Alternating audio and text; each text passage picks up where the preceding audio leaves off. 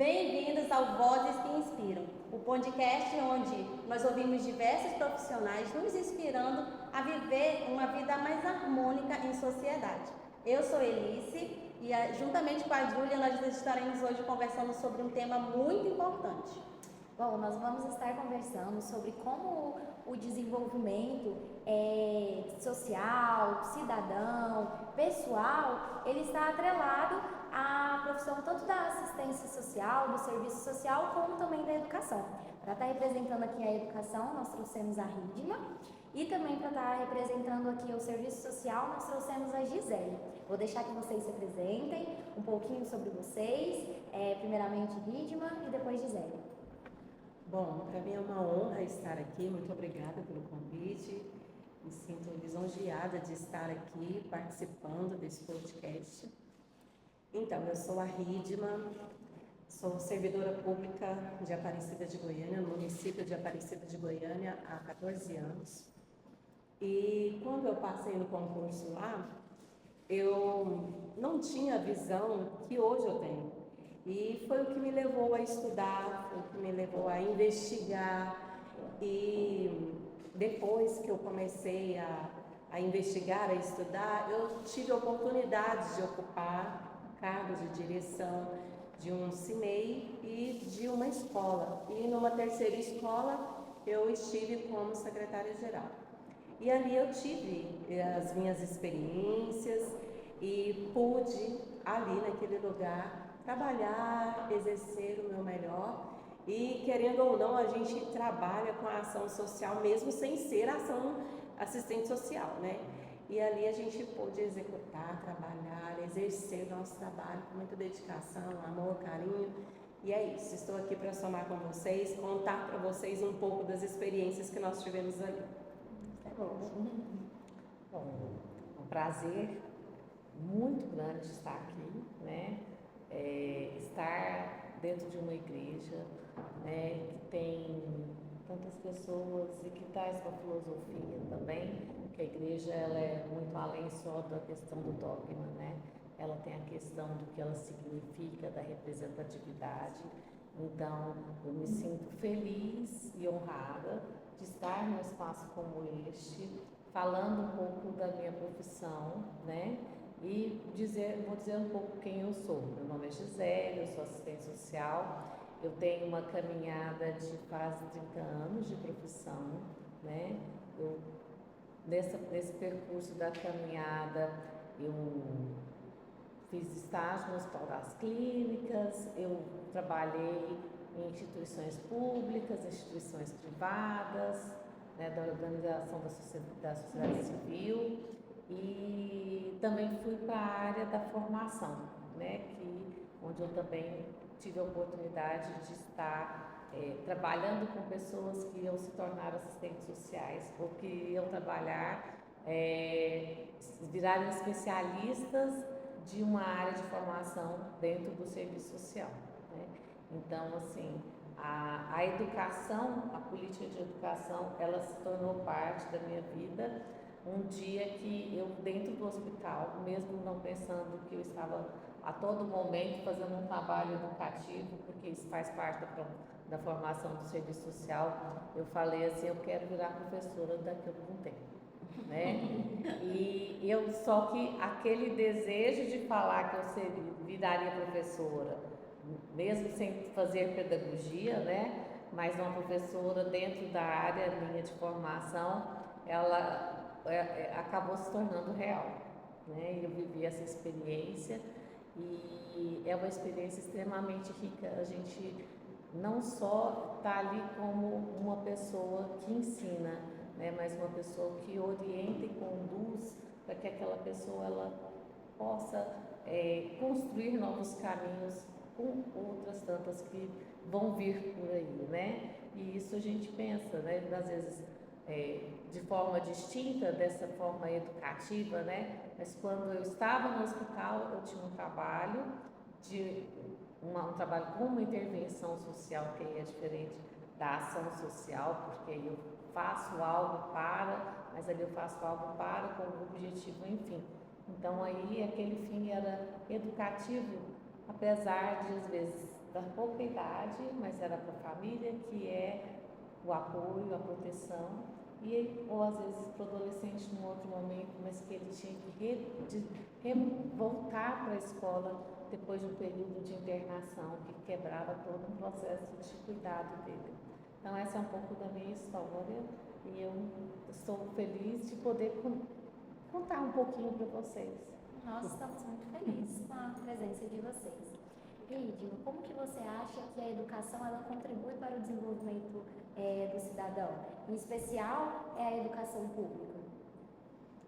Com certeza, eu acredito que a educação ela é o pilar principal para que ocorram, para que o cidadão possa se formar em todos os aspectos, ali dentro da escola, inclusive, mesmo que às vezes a gente imagine que o aspecto emocional não faz parte também, porque ali é o ambiente que ele vive, ele se relaciona com seus pares, é ali que as experiências que vão ficar marcadas vão acontecer. E com certeza a educação tem um papel fundamental na formação do caráter, na formação de tudo aquilo, da perspectiva que ele vai ter, inclusive, de futuro. Se ele tiver pessoas que acreditem nele, que depositem nele confiança, que investem nele tempo, investem tudo aquilo que o profissional de educação pode oferecer, que não é só tempo, mas um ensino de qualidade, uma dedicação ali com a particularidade, com a necessidade que aquele cidadão tem, com certeza ele vai ter uma formação melhor, ele vai ser uma pessoa que tem possibilidades lá no futuro. Essa é a minha fé, é a minha crença, por isso que eu estou ali na educação e eu faço questão de estar em sala de aula, no piso da fábrica, porque eu quero fazer a diferença na vida das crianças. Falando nessa questão de estar presente, né, ali no ambiente mesmo de relacionamento, isso é tão importante hoje, porque as crianças hoje em dia elas estão no celular, ali, né, conectadas o tempo todo. E até perde essa questão de ter esse relacionamento interpessoal, que é importante para a formação do cidadão. Sim, e são nessas relações que eles vão aprender. Hoje, para eles, talvez não tenha um significado, não tenha uma importância. Mas no amanhã, ele vai ter noção de como é trabalhar em equipe, porque hoje ele brincou com os colegas num recreio. Então, assim, apenas está projetando para o amanhã. Então, são ali que as relações acontecem, são ali que os laços se fortalecem, que os traços da identidade se firmam, é ali que acontece. E o professor, ele tem um poder decisivo na vida de uma criança, porque ele pode influenciar. Não sei se vai ser possível, no final eu conto uma história de uma professora Helena que fez a diferença na vida de um aluno. A gente vai cobrar. Lógico. Na educação a gente fala muito sobre a transdisciplinaridade, né? O tanto que a gente aborda diversas questões, Sim. porque muitas vezes algumas pessoas ainda podem, claro, né, que hoje assim isso já está sendo mais falado, mais acessível às famílias, o entendimento que a escola ela vai além dos conteúdos, né? Vai além de entender conteúdos práticos, disciplinas separadas. Não, aí como você falou, a criança ali no recreio, o adolescente também, o trabalho em equipe, a questão da higiene, a questão da cidadania. Inclusive, na própria lei da LDB, ela fala sobre isso, né? Que a educação é um preparo, tanto assim para o mercado de trabalho, mas também para a vida do cidadão. Então, assim, a educação ela dá essa oportunidade, né, para as pessoas. Gisele, acredito que a assistência ao serviço social está muito ligado à educação, como você começou falando, né? Essa ponte que foi feita para a criança, para o adolescente, que às vezes está, o exemplo que você deu, que às vezes ele está hospitalizado, não pode ter esse acesso. Então, assim, como que você acredita que o serviço social ele contribui para que a criança e o adolescente ele se desenvolva como cidadão? Que possa ajudar ele, tanto ele como a família também. Sim. Mas aí eu volto um pouquinho do que a Ritman falou, porque eu tenho uma frase comigo que eu adotei, né? Que o conhecimento, ele abre o mundo, né? Então, o que é o conhecimento? Você tem a partir da formação, da educação. E papel do professor da educação infantil, do ensino fundamental, ele é o que propicia que todos nós sejamos alguém, no sentido de ter uma profissão. A primeira coisa é isso, né? Se eu sou assistente social hoje, porque eu tive uma professora, eu tive pessoas que me conduziram para isso, né? Então, como é que esse ocupar o mundo faz? Porque a riqueza da interlocução, da transdisciplinariedade, acontece porque teve uma pessoa que investiu nesse conhecimento, né? E que naquele dia a dia ela teve essa condição de fazer as tarefas, observar esse desenvolvimento, observar esse crescimento. E quando a gente fala, e eu trouxe essa questão da escola, dentro da escola, do hospital, da criança internada, né? É você pensar que o pedagogo vai para dentro do hospital. E aí a gente faz, a gente pega e entra em contato com a Secretaria de Educação, né? O Serviço Social faz isso, né? Coloca que aquela criança, ela está no período escolar, qual que é o momento do período da escola que ela está e o que a gente pode fazer para aquele momento, a mesma ela estando hospitalizada, em processo de atenção à saúde, que ela não perca o vínculo da escola no sentido do conhecimento, né? Do conteúdo, que aí a gente vai voltar para o conteudismo mesmo, mas que aquilo também vai impactar na vida dela e que ela vai voltar para a escola e às vezes ela vai ter uma lacuna, né? Mas só que dentro dessa questão a gente não olha só e não acontece só isso. Quando não se falava em política de humanização da saúde, isso já acontecia, né? Porque a política de humanização da saúde ela é recente também. Então, aí, além do pedagogo, a gente fazer essa mediação com a secretaria e a gente pegar e ter esse caminhar com a escola e a família, o pedagogo entra para dentro do hospital. E aí essas mesinhas, igual você está vendo aqui, só que são mesinhas menores, que a Ritma pode falar melhor do que eu, como que acontece isso, mas que a gente faz um trabalho de mão dada e que aí, o que é que eu, enquanto assistente social, olho? Como é que eu posso ter uma quebra menor desse momento da vida? Um impacto menor. Um impacto menor, porque o adoecimento ele já arranca, você já quebra a rotina. E aí, se para o adulto já é difícil, você imagina para uma criança e para um adolescente que está ali convivendo com 1000 situações que não é comum também. Né? Está aprendendo sobre o processo de frustração, né? Sim, mas aí a gente pega e traz esse universo da escola, mesmo que não tenha tantos risos, tantas brincadeiras, mas a gente traz esse universo para falar assim, olha, a sua vida ela continua existindo e ela não vai parar aqui, ó, a sua professora está aqui, ou senão vem uma professora que é a confiança, que é da confiança que faz parte do mesmo grupo e que está aqui também. E esse momento é tão importante para eles, porque aí eles interagem. Vamos pensar que hoje a gente, apesar da TTI ela ser, a gente sabe que é importante algumas restrições, né, por conta do excesso de informação, mas assim, o que é hoje também que isso pode colaborar, vamos pensar as chamadas de vídeo, né, aquilo que de repente também foi para dentro, que essa modernização também trouxe alguns pontos positivos que a gente não tem como negar.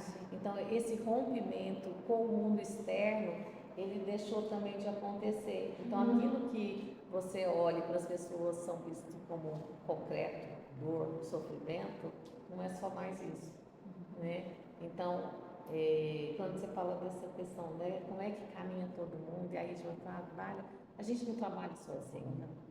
É um sistema movendo junto. É um sistema movendo junto. Eu falo daquele assim, que é o quebra-cabeça. Se está faltando alguma peça ali, ele não vai ficar com aquela imagem que a gente gostaria, porque tem alguém que não está ali naquele momento. E tem alguém que precisa ser convocado para poder estar ali e para a coisa na hora de sair acontecer e ele voltar para a escola, para a sala de aula e ter essa interlocução e essa vivência.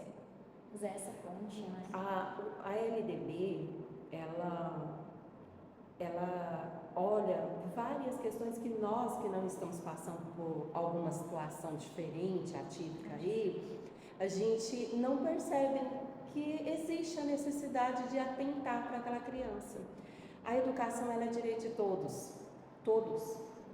A criança que está hospitalizada tem direito? Tem. E a criança de família circense? Passou um circo por aqui.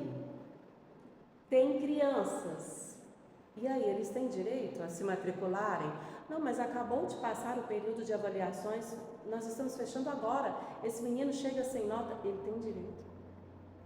A lei garante a todos, independente da situação que ele esteja, é direito garantido por lei. E antes que a LDB existe uma lei aqui, que é a Constituição Federal, que ela está acima de todos, e é embasado nela que as outras se ramificam, que existem as outras. Sim, e aí que a LDB olha para todas essas vertentes. Graças a Deus é a LDB, né, que nós temos como, pelo menos na teoria, dizer que a educação alcança a todos. Alcança. E quando a nossa assistente diz a respeito da criança que está hospitalizada, talvez essa criança não tenha condições de pegar no lápis e escrever, você não sabe, talvez foi um acidente de carro, nós não sabemos, várias hipóteses. Essa criança não tem, mas só o fato dela saber que tem alguém ali à disposição dela, para instruir, para tirar dúvidas, para poder oferecer o mesmo conteúdo que os seus colegas estão tendo, essa criança já tem a sua autoestima, sabe? Essa criança já se sente amada, já vai contribuir para a sua melhora, inclusive no quadro clínico, não é assim? E com certeza essa criança vai ter uma recuperação menor, mais rápida, e ele vai querer até voltar rápido, é um estímulo para que ele se recupere logo. A tarefa não é um problema nesse ambiente. A tarefa é uma ponte de falar, eu vou voltar logo.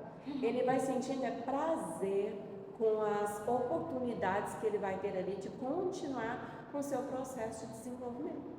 É um relacionamento estabelecido ali, que ele vai voltar, que ele está sendo assistido, essa criança. Talvez você tenha, se for uma pessoa que tenha sensibilidade, ela pode ir na escola, trazer alguma cartinha, algum bilhete de seus colegas. Existem várias possibilidades. Basta ser um professor criativo. E temos muitos. O que mais encanta, assim, que me encanta na educação e também no serviço social é tanto essa parte do trabalhar conjunto, quanto também essa parte de ser flexível e desse olhar para o outro, né? Desse cuidado. E uma questão mais emocional. Essa questão emocional, do valor emocional, porque não tem como, nós precisamos estabelecer um propósito ali para a gente ter uma motivação para aquilo, né? Todos nós precisamos ter uma motivação, porque às vezes a gente pensa assim, tanto para estudar quanto para trabalhar, então nós precisamos. Então, quando essa ponte ela é estabelecida, esse indivíduo, essa criança, ela vê que está sendo assistida, que está sendo valorizada aquilo e que não há essa ruptura tão grande, porque de qualquer forma, como você bem disse, Gisele, vai ter um impacto ali, mas que esse impacto seja o máximo possível minimizado e abafado. Então, assim, é muito bonito de ver esse trabalho em conjunto que tem, tanto para a criança quanto para a família também, né? Saber que eles estão ali, que eles estão sendo, assim, acolhidos. E como você disse, Hidman, que tem uma lei que, assim, pelo menos nos ampara nessa busca, né? Aqui não está acontecendo, mas então ela existe, então vamos atrás. Porque essa criança, ela tem esse direito, né? Então a gente tem que ir buscando. Vocês têm alguma experiência, algum relato, algum projeto para contar assim, que já aconteceu em escola, seja não ligado ao serviço social e não ligado à educação, mas algum projeto que mexeu com vocês, que vocês pensaram assim, nossa, que bom que eu faço parte disso aqui, que bom que eu estou trabalhando nesse local, eu estou no lugar certo, que bom que eu estou aqui para ver isso acontecer. Que Vocês trouxe teriam uma algum? influência ali para aquela comunidade, para aquela vizinhança, para aquela sociedade. Inclusive para vocês também. Isso. Pode falar, pode. Eu empolgo, né? Não tem problema. Estamos todas empolgadas. Nós gostamos de pessoas empolgadas. Ai, ai, eu sinto saudade dos meninos. Quando a pandemia estava passando, que nós fomos retornando, né? Retomando as aulas presenciais, e estava chegando o final do ano e organizando para fazer a formatura dos meninos que iriam finalizar ali, né, o ensino fundamental 1, 5º ano, e já iriam embora. E tinha uma turminha que não havia sido alfabetizada. Eles não sabiam, eles desenhavam, eles viam a escrita lá no quadro e eles desenhavam, eles copiavam desenhando. Era muito difícil mesmo para eles.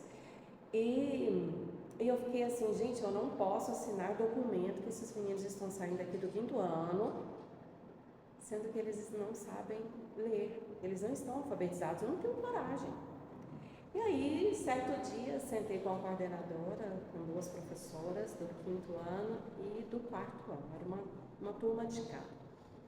E conversei com elas para que a gente pudesse organizar um projeto de alfabetização a curto prazo, porque nós precisávamos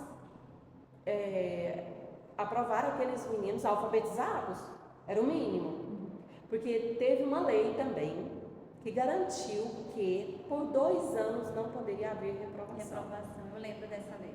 Não poderia, em hipótese alguma. Essa lei foi um decreto nacional, então nós não poderíamos. E eu fiquei assim, gente, eu não posso.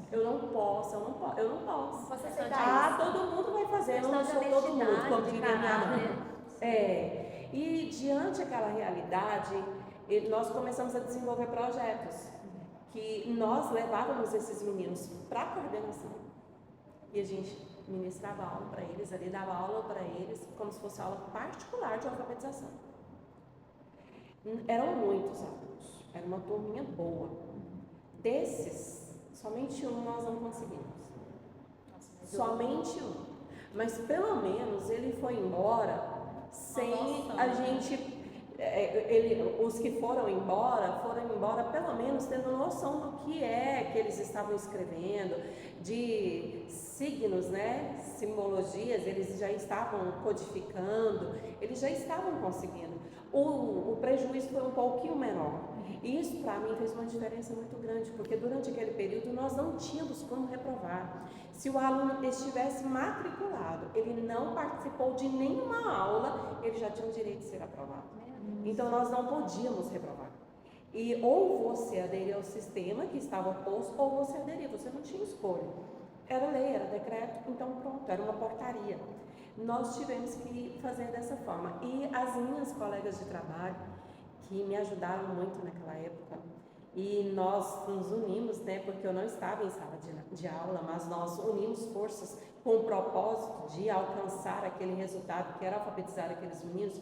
Isso para mim fez uma diferença gritante.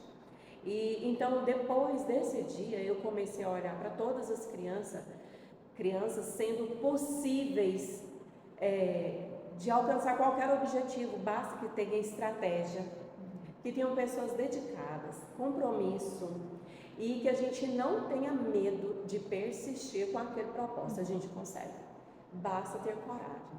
Então foi isso que aconteceu. Depois que nós passamos por isso, por essa situação, várias coisas aconteceram na pandemia, né? Várias. Mas essa foi uma situação que nós tivemos um resultado positivo e que eu jamais vou esquecer.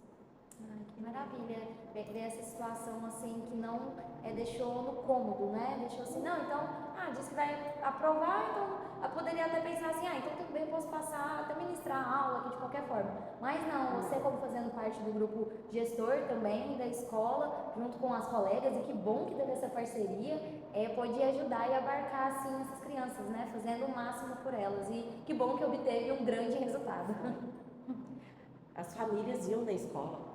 saber o que é que nós estávamos fazendo. Nossa, que O que está maravilha! acontecendo, meu filho? Iam na escola para saber o que tinha acontecido, porque era como se fosse uma mágica, assim, os meninos dormiam e acordavam lendo. E elas ficaram, as mães ficaram assim, mas em plena pandemia, todo mundo reclamando que não estão conseguindo, e o fulano conseguiu, ele leu. As mães impressionadas. Isso assim, não tem nada que pague. É muito bacana esse retorno, né, que eles dão também, assim, pra saber, muito bom. estou indo no caminho certo. Valeu a pena. Valeu a pena. E eu imagino tanto que de dificuldades e empecilhos que vocês também encontraram Sim. no meio disso, porque ao mesmo tempo que vocês estavam ali com as crianças, vocês tinham os outros trabalhos e as outras demandas também para estarem atendendo. Essas minhas colegas que participavam desse projeto comigo, que eram apenas duas, elas estavam em sala de aula. Elas estavam em sala. Então a gente aproveitava alguma coisa para elas virem ficar, ou então era eu ou a coordenadora. Então eu abri mão. Às vezes que tinha que organizar alguma coisa, tinha que fazer alguma coisa, a gente dava um jeito de organizar para não deixar de atender esses meninos. Era prioridade. Sim, era prioridade. E valeu a pena. Maravilha, porque a gente sabe o tanto que a alfabetização, tanto que ela impacta na vida de nós como cidadãos, né? E você, Gisele, você queria algum relato? Eu acho que, na verdade, assim, pensando um pouco dentro do que a Ritmo colocou, né? Porque, assim, eu estava falando para ela até que, apesar de desde 30 a profissão de serviço social existir e ter uma função, uma característica, né? Não uma função, mas uma característica educacional também, dentro de uma outra perspectiva, né? Mas, assim, é muito recente a legislação que coloca não só o serviço social, mas os psicólogos dentro da educação. É de 2019, né, se eu estou certa. Então, vamos parar, assim, foi outro dia, foi pandemia também. E ainda não tem, né? E aí, então, assim, e aí, na verdade, ainda assim, nós estamos com uma luta constante para falar que os profissionais precisam estar na escola. Por quê? Porque, na verdade, assim, a gente sabe que precisa dessa construção, como a gente... os problemas sociais, as questões sociais, elas adentram a escola e não pedem permissão. E chega para o professor aquela situação e que o professor não sabe como lidar, porque, na verdade, impacta no aprendizado, na forma, no comportamento, no convívio com as outras crianças, e que o problema não é na condução do professor, mas é naquilo que é trazido para dentro da escola, no desemprego do pai, na violência doméstica que acontece, no abuso sexual, na negligência que acontece, né? E várias outras questões que trazem rebatimentos mesmo, e que a própria ausência da materialização. Vamos pensar, quando ela fala de pandemia, as escolas que puderam ofertar condição e que o governo, mesmo pensando numa escola pública, disponibilizaram instrumentos, conseguiam de certa forma fazer alguma coisa. Só que aí a gente depara com uma outra realidade. Como é que essa família está preparada para poder estar em casa com essas crianças? Porque a mãe não foi liberada do serviço, o pai também não. Ela precisa de supervisão, mas aí o professor não está lá, não tem a tia Ritmo para poder pegar e fazer um momento de intensivo na sala da coordenação. Porque essa fase da eu sou mãe, eu tenho 2 filhos, né? Então, assim, no momento que eles estavam pequenos, o que mais me preocupava era como que eles iam conseguir ser alfabetizados. Eu mãe, eu Gisele mãe, não é assistente social, porque eu tinha uma coisa comigo, esse é o momento mais importante da vida. Porque se fosse menos difícil esse processo de alfabetização, eles dariam conta de olhar com menos dificuldade ao longo dos anos. Mas se a alfabetização fosse traumática, aí pronto. Então vamos pensar, né? O serviço social ele está tentando chegar nas escolas, ele está gritando, bem dizer, com bandeiras de movimento social mesmo, e junto com os psicólogos falar assim, olha, as escolas elas não dão conta mais de ficar os professores só segurando tudo e fazendo tudo sozinho. Perfeito. Né? A gente está vivendo uma nova geração, a geração do aqui e agora, fast food, tudo rápido, tudo tecnologia, é necessário. E as demandas acontecem e as necessidades mudaram, as ausências, a comunicação ficou muito rápida, mas as relações elas esgarçaram. Né? As crianças pequenas, a gente tem as dificuldades às vezes por conta de como que é esse acompanhamento, de que forma que tem, a sobrecarga de trabalho, ou a ausência de trabalho, que também geram outros problemas, mas que também impactam na condição do aprendizado, dessa faixa etária da educação infantil, que é a etapa da formação, né, de tudo, não é só do aprender a alfabetizar, mas é de tudo. Quem sou eu daqui 20, 30 anos? Depende dos 7 primeiros anos da vida, né? E que está ali, é a semente da vida, está naqueles primeiros anos da vida. Então, como é que isso tem acontecido, né? Então, a gente fala da pandemia no sentido assim, foi um momento que a gente percebeu o quanto que a inclusão não existe do estar, das possibilidades da política de educação ser pública e universal para todos. Ela é pública e ela é universal, mas às vezes tem as restrições que fazem com que, do viés econômico, né, da produção da vida, que inviabilizam, né, e que então aí as professoras não como as heroínas, né, mas as mulheres e os homens que estão ali, que se disponibilizaram a construir e fazer a diferença na vida daquelas pessoas. Que o professor ele tem esse caráter, né?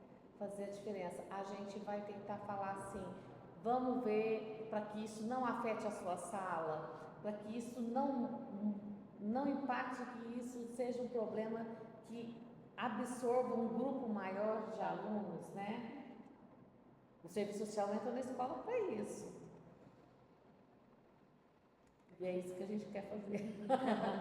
Quando um professor percebe que existe uma necessidade com uma família, com uma criança que precisa de um apoio referente à assistência social, é porque a criança já está em gritos.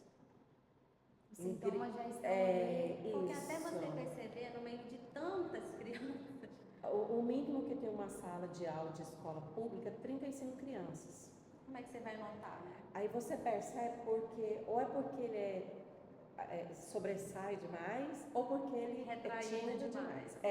Uma dessas duas hipóteses. De alguma forma ele se destaca. Sim, ele tem que se destacar. E aí é a forma dele chamar a atenção. E aí quando você vai investigar aquilo, talvez você não tenha tempo. Quando você vai ver 35 crianças, geralmente o professor dá aula em mais de uma escola, sim, mais de um turno. E aí o terceiro turno, coitado, ele tem que planejar. Então a vida do professor é muito corrida e é muito difícil ele parar para aquela criança. Eu digo que quando um professor para ouvir uma criança é porque ele ama muito. É prova de amor.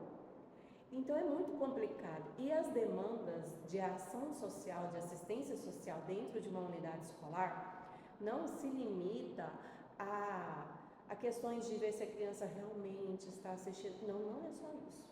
Existem tantas coisas, além de abusos, muitas coisas. Eu não sei se vocês sabem, mas eu acredito que sim.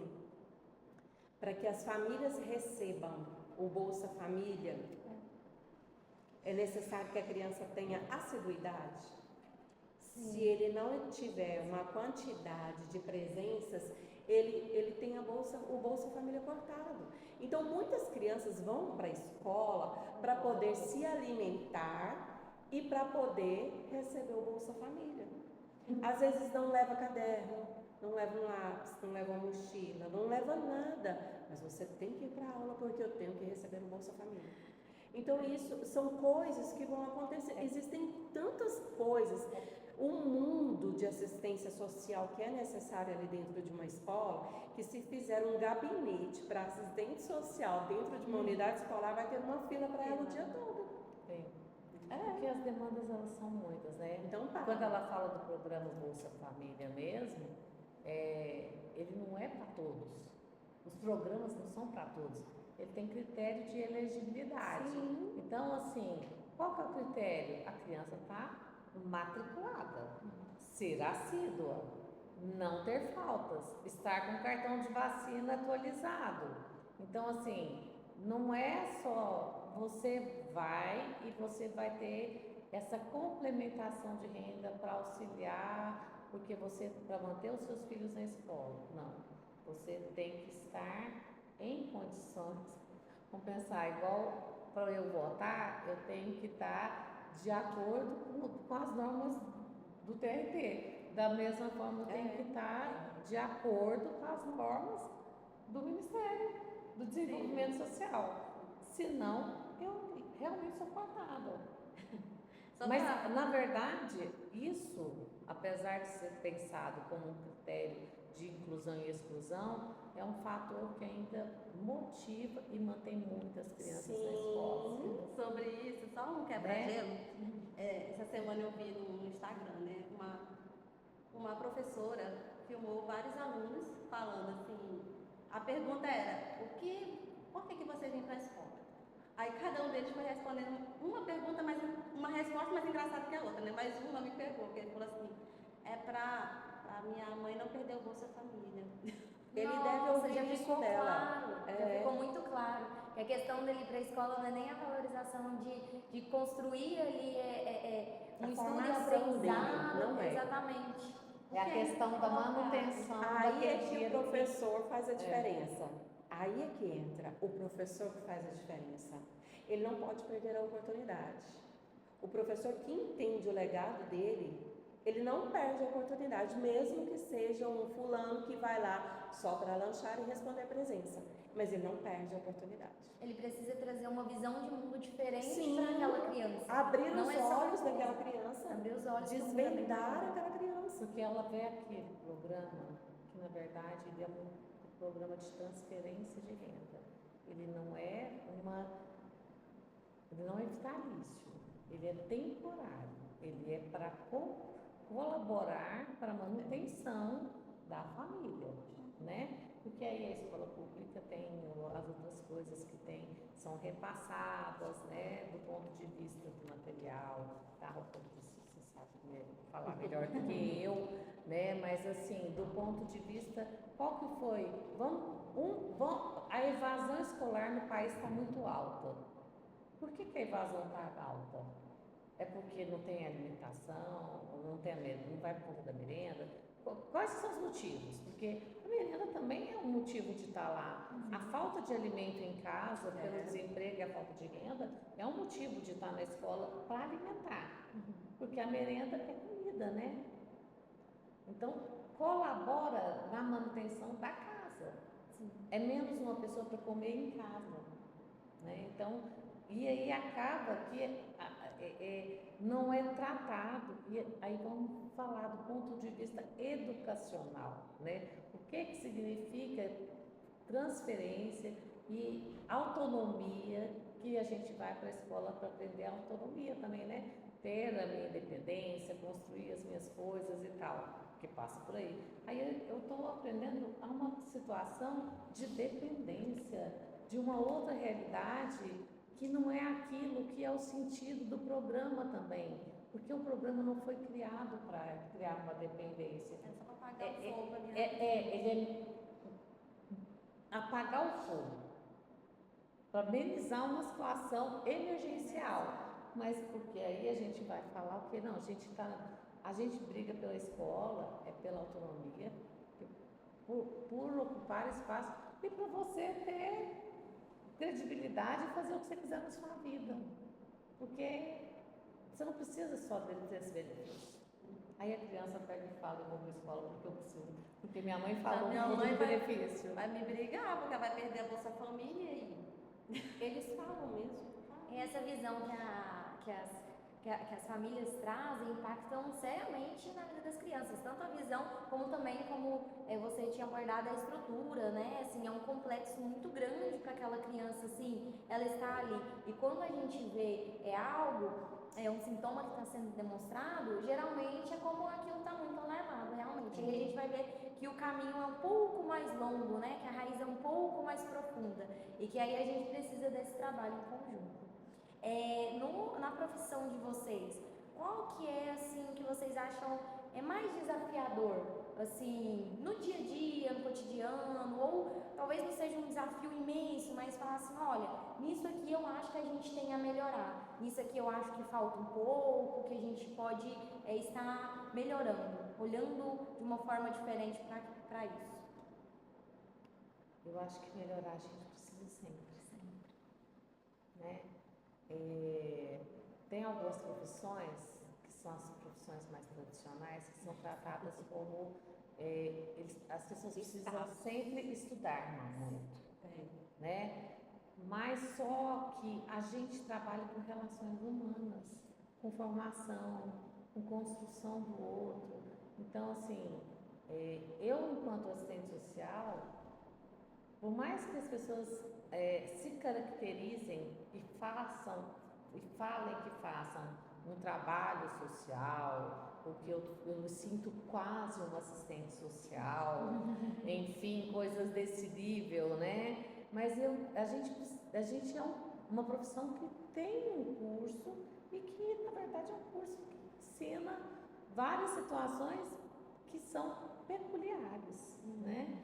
Então, assim, a primeira coisa é lembrar que a gente vive uma sociedade que ela vive transformações todos os dias, né? Então, assim, a vida que o dia de hoje, as mudanças, principalmente nesse mundo contemporâneo que a gente está vivendo, amanhã já são outras. A gente não consegue nem acompanhar as inovações. Pensa no pessoal que trabalha com tecnologia, as IAs que hoje estão nas escolas. A gente não consegue, é igual quando você fala assim, a professora tinha que começar a trabalhar com o Word, e não é só o Word, outras plataformas também, né? Então, assim, a primeira coisa é a gente olhar que a gente precisa aprender e renovar sempre, né? Porque o aprendizado também profissional, ele não é estático. E a segunda coisa é que a gente ainda precisa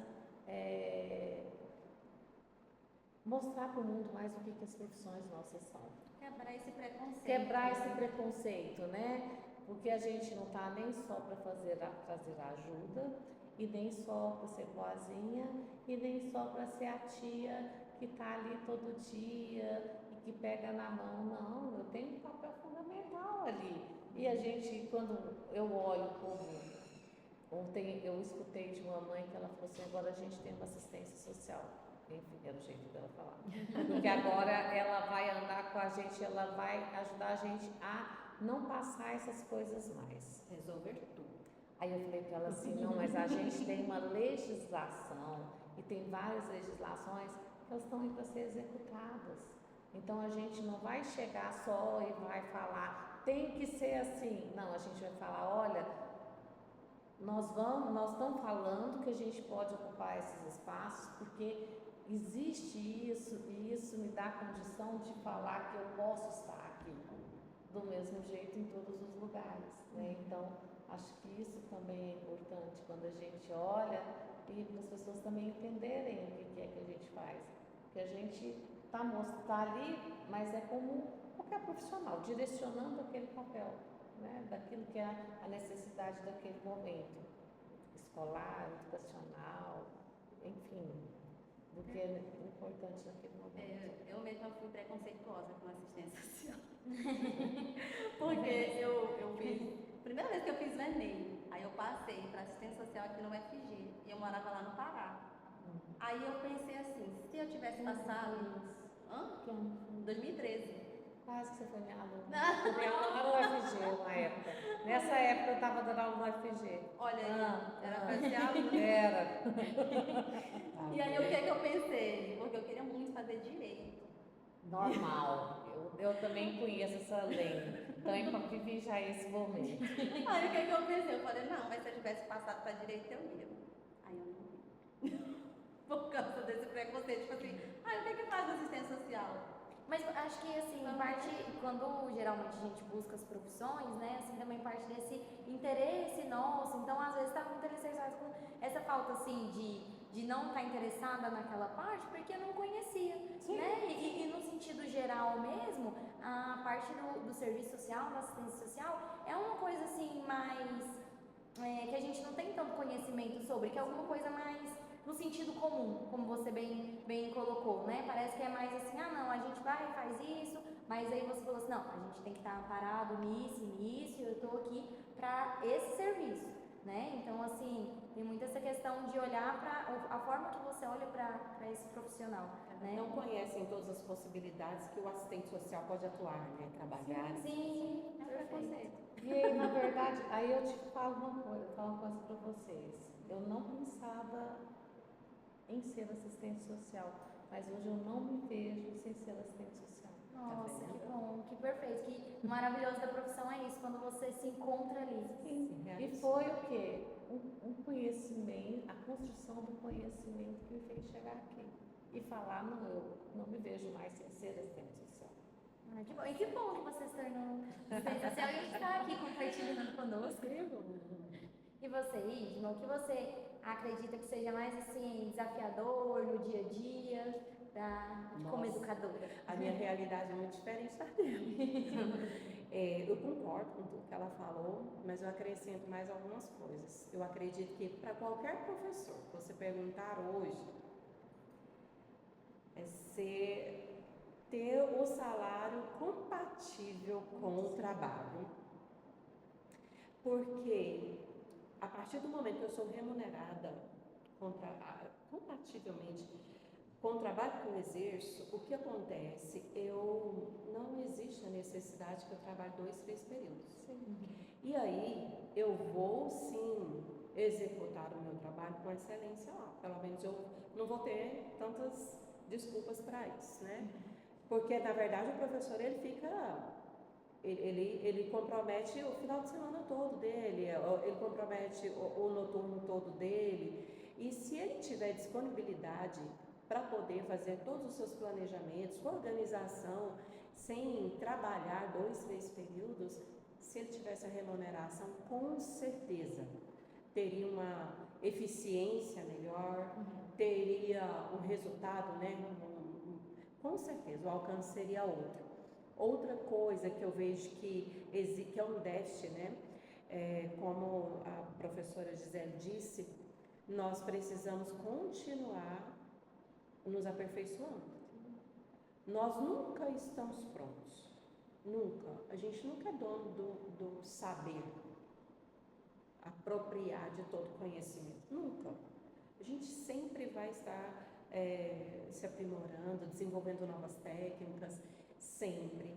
Então, assim, a partir do momento que o professor é remunerado, de forma que ele tenha período para ele poder planejar e estudar, se preparar, com certeza, a nossa educação seria coisa de primeiro mundo se nós tivéssemos professores remunerados adequadamente. Você acredita muito nessa questão da valorização? Valorização do profissional. Sim, eu acredito até que nesse momento, como você falou assim, para o próprio estudo e preparo dele. Sim. Porque a maioria dos professores não trabalha somente um período. Não. Porque não dá para essa renda abarcar a manutenção da vida cotidiana mesmo. Não trabalha. Então, assim, fica difícil, porque tem várias áreas para estar sendo tratadas ali, além do indivíduo, além do profissional, pessoal, e esse aperfeiçoamento profissional. Então, realmente, a valorização E é a algo... gente tem uma coisa que a gente escuta, né, professora? Você só dá aula? É igual a mãe, né? Você só dá dona de aula? casa. Você é como professora, se você é você estivesse professora, brincando. né? Tô passando tempo. Aí você fala assim, como é que eu dou aula se eu não leio, se eu não faço a aula, Pesquisa. se eu, Não prepara, né? É isso. E outra, o aluno, a partir do momento que é uma aula repetitiva, monótona, você perde a atenção dele. Então, assim, o professor ele tem que ser assistente social, ele tem que ser artista, palhaço, ele tem que ser cantor, ele tem que ser de tudo. Ele não pode adoecer, ele tem que ser psicólogo, ele tem que ser de tudo, médico, de tudo. Mas o que acontece? O professor, ele não é visto como ele deveria ser visto. Se ele fosse, existiria a valorização e com certeza não teríamos essa. Vocês já pararam para, eu não sei se vocês já olharam isso, a quantidade de professores afastados psicologicamente, com atestados médicos, por questões emocionais, porque é um acúmulo de demanda, assim, e estamos todos nós adoecidos. E ainda não existe a valorização, é um declínio, só ladeira abaixo. Então eu acredito que se tivesse a valorização, com certeza, não iria resolver 100%, mas os outros problemas seriam pelo menos amenizados, não teriam tanta potência como tem hoje. Perfeito. E para estar finalizando aqui hoje o nosso podcast, eu gostaria de ouvir vocês falando que qual conselho vocês dariam para alguém que tem esse interesse de estar atuando tanto na assistência social como também na educação de modo geral. Assim, qual conselho que vocês dariam para essa pessoa? O que ela tem que estar buscando ali? Qual que é algo que é a intenção dela? Algo assim que vocês acham que é importante quando for buscar esse curso? Qual é a chave da motivação que mantém vocês fazendo o que vocês fazem mesmo com todas essas dificuldades? Quando as pessoas falam que vão fazer, vou falar até olhando para aqui. Quando as pessoas falam que vão fazer pedagogia porque gostam, aí você pisa lá no chão da escola, no piso da escola, a realidade é outra. Não basta apenas gostar. O gostar contribui muito, vai evitar muitas situações, mas eu aconselho a estudarem, fazer uma graduação numa universidade que te dê bagagem para uma pós, para um mestrado, um doutorado, para que você depois, passando em um concurso, tenha gratificações devido aos seus cursos e você não precise ficar esperando um aumento salarial, não, porque aí você, com tudo que você já tem, você vai ter um salário que te valorize. Então eu daria esse conselho. Não é somente um chamado. Eu gosto, é um dom, eu nasci para isso. Não, se prepare também. O intelecto, ele vai, somado com o seu dom, ele vai ter um resultado muito bom. Vai valer a pena. Então seria a formação continuada Formação e também continuada. assim, ver essa realidade como que é. Inclusive, acho que seria muito bom se tivesse acesso a um estágio assim, de observação, algo semelhante ao estágio, né, para poder observar, porque a gente olha e quando a gente vê alguns vídeos por aí de diversas profissões, a gente vê muita beleza naquilo, porque vê ali na prática. Romantizam, né? Exatamente. Romantizam. Mas assim, tem muitos detalhes ali que, claro, que a gente vai se moldando, se preparando quando já está ali. Porque às vezes se você fosse ver antes, pensava, não, estou preparado, mas é ali que você vai se moldando para estar preparado. Ok, mas tem muitas coisas que a gente precisa estar ciente de como que é essa vida prática. E você, Gisele? Bom, a minha fala é bem próxima da sua. Primeiro porque, assim, falar em serviço social, a gente ainda... as pessoas se perdem muito o que é serviço social, né? Então, o serviço social é uma profissão, e aí não é caridade, não é ajuda, não é... eu fiquei com dó. Não, isso não precisa você ir para um curso de 4 anos, com uma carga horária, com disciplinas, com um rigor teórico, difíceis, né? Porque a primeira coisa para você ser um assistente social também, depois de todo esse processo, você tem que olhar para o chão que você está, para a realidade que você vive, para o cotidiano daquele lugar que você está, e você, primeira coisa, olhar para quem você atende, não pelo seu universo, não pela sua realidade, mas pela história de vida do outro, que história que ele tem, por que as coisas acontecem, e olhar com respeito, olhar o que gerou aquelas questões de estar ali, né? Porque às vezes a gente ainda acha que ser assistente social eu posso olhar com o meu julgamento de valor e desconsiderar aquilo que é a história do outro, sem observar as dificuldades, a realidade, o que fez, por que aquela família está daquele jeito, por que aquela pessoa está daquele jeito. Mesmo quando a gente fala, mesmo dentro de um meme, né? A que a criança fala, eu estou indo para a escola por conta do Bolsa Família, né?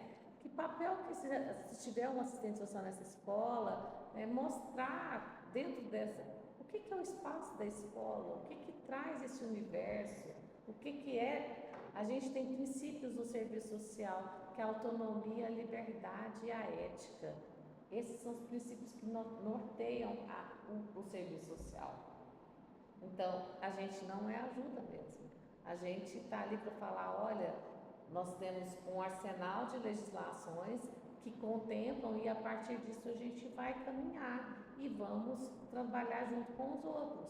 Então, ser assistente social é mais do que ser uma menina boazinha. É mais do que ser uma menina que está ali para ajudar e eu vou fazer tudo o que eu posso. Não, eu vou fazer tudo o que é permissível e que é possível naquele momento. E não vou quebrar nenhuma das instâncias para que eu chegue, que não eu chegue, mas que eu vou ser a porta-voz para que essa pessoa possa estar no lugar de direito que ela merece estar, porque ela tem essa possibilidade. Então, para isso, eu tenho que realmente pensar, eu quero ser assistente social? Senão eu vou ser só mais uma pessoa nesse mundo, fazendo atitudes que não são compatíveis. Perfeito. Agora nós já vamos encerrar. Alguém tem mais algo a dizer? Posso contar minha história? Ah, é verdade! Que bom que Eu já você ia não pedir. esqueceu. Eu amo essa história. Eu conto essa história no Fama Kids, no estado de Goiás inteiro. Já fiz muita gente chorar. Posso contar? meu Deus. Pode. Eu sou chorona. Se segure. Ou não. Alguns anos atrás, existia uma professora chamada Helena e ela dava aula para o 5º ano do ensino fundamental, os alunos que estavam saindo já da escola. E recebeu a turma no início do ano e tinha um aluno chamado Ricardo. Aquele menino terrível, que ninguém suportava, material sujo, uniforme sujo, muitas vezes sem tomar banho, sem escovar os dentes, com tudo bagunçado, rasgado. E aquela professora, sem saber o que fazer com aquele menino, que não tinha mais jeito, ela resolveu olhar o histórico dele, as fichas descritivas dos anos anteriores. Quando ela olhou a ficha do 1º ano, os relatórios, Ricardo é o melhor aluno da sala. Ricardo sempre com as melhores notas, sua mãe sempre presente em todas as reuniões, seu pai, sempre que era convocado, estava aqui disposto a ajudar nas demandas da escola, família totalmente comprometida. No 2º ano, Ricardo começou a faltar à aula. Sua mãe adoeceu e às vezes ele precisava ficar em casa porque não tinha quem o levasse para a escola. No final do ano, Ricardo já não fazia as atividades mais. Não tinha quem ensinasse. Não tinha ninguém para acompanhar o Ricardo. No final do 2º ano, sua mãe faleceu. No terceiro ano, Ricardo chega na escola, seus colegas já não queriam nem sentar perto, porque ele não cheirava bem, já não era aquele menino que tinha tudo muito bem organizado, já não tirava boas notas, já era a má influência. As mães não queriam que os seus filhos fossem amigos de Ricardo. Terceiro ano, Ricardo faltou muito, só foi aprovado porque ficou de recuperação, mas conseguiu ser aprovado. Quarto ano, Ricardo continuou da mesma forma. E quanto mais o tempo ia passando, mais Ricardo ia sentando no fundo da sala. Ele foi chegando para o final, para o fundo, terminou o quarto ano, Ricardo lá colado na parede. Já não prestava atenção nas aulas, não queria conversa com ninguém, já respondia aos professores, seu pai já não ia mais na escola, já não atendia aos chamados, às convocações, não tinha com quem conversar para dar feedback, saber o que poderia ser feito. Quando aquela professora Helena leu aqueles relatórios, Helena resolveu dedicar atenção, tempo e amor para aquele menino. Ela chamou o Ricardo no final da aula e falou para ele assim: Ricardo, a partir de hoje você vai sentar aqui pertinho da minha mesa, combinado? Você vai ser o meu ajudante. Ricardo, a partir daquele dia, esperava a professora na porta da sala, pegava o material dela e levava correndo para ser o único ajudante. Ele morria de ciúmes da professora.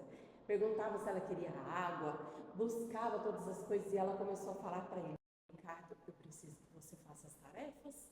Como que você vem para a sala, não faz as tarefas e é o meu ajudante? Você tem que ser um exemplo para os outros. Ele começou a estudar, fazer as suas atividades, começou a dedicar, começou a perguntar, participar das aulas, nunca mais sentou no fundo. E quando foi chegando para o final do ano, todas as crianças se organizaram para entregar presente para a professora, cartinhas. Ricardo trouxe 2 embrulhos. Todo mundo entregou. Ricardo estava com o dele envolvido no papel de pão. Não sei se vocês conhecem, mas ele estava com um deles. Quando chegou a vez dele, a sala já estava vazia. Ricardo entregou uma pulseira, faltando algumas pedras, e um vidrinho de perfume só pela metade.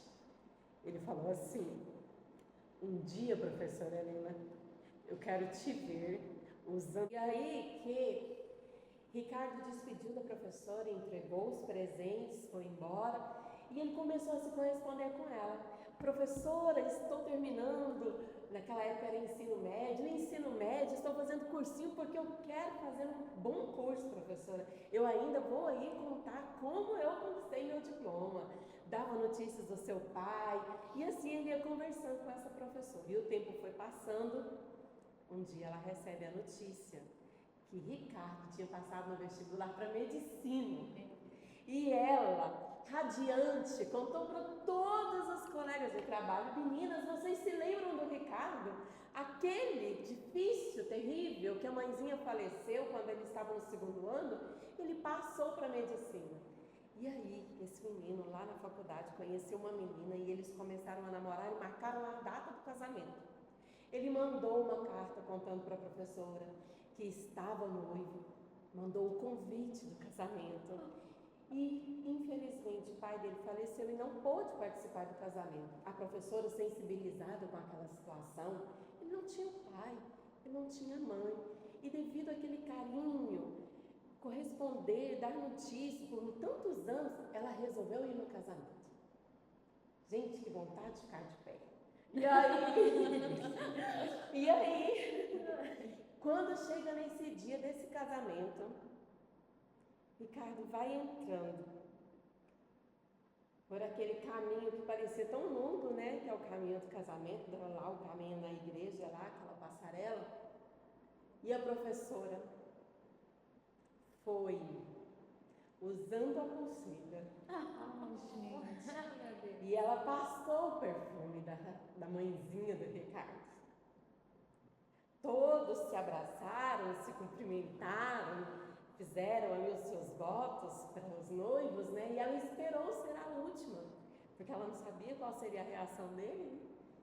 E quando tudo terminou, que ela chegou lá, ele só deu conta de falar: muito obrigada por trazer o cheiro da minha mãe hoje aqui. Porque a mãe dele estava ali naquele momento, né?